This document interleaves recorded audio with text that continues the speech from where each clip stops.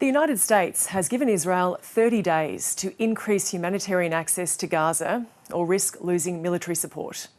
The amount of assistance flowing into the Strip has slowed to a trickle, with aid groups saying it's fallen to its lowest level in months. A letter signed by the US Secretary of State, Antony Blinken, and Defence Secretary Lloyd Austin states Israel must allow at least 350 trucks a day to cross into Gaza to continue qualifying for foreign military financing. It's a significant step by the US to improve conditions on the ground in Gaza after more than a year of war. Ultimately, what we want to see here is results. This isn't about making a rhetorical statement. It's not about making any kind of threats. It's about seeing the situation reversed.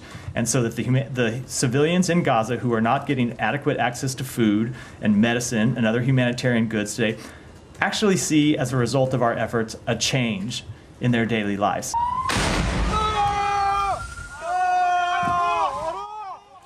Palestinian officials say fresh Israeli strikes have killed dozens of people across Gaza as Israeli forces encircle Jabalia in the north.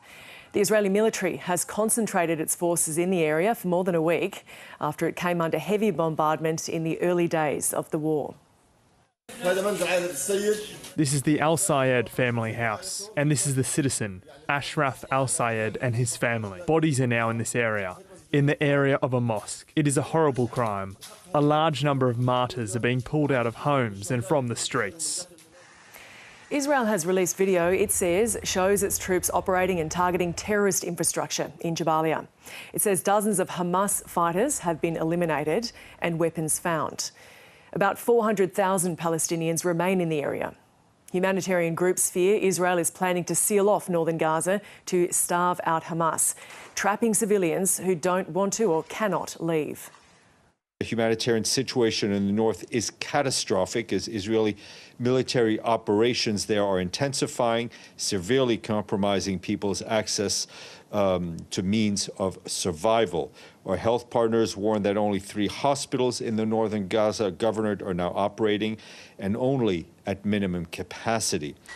It's estimated more than $26 billion has been spent by the US on military aid to Israel since the war in Gaza began.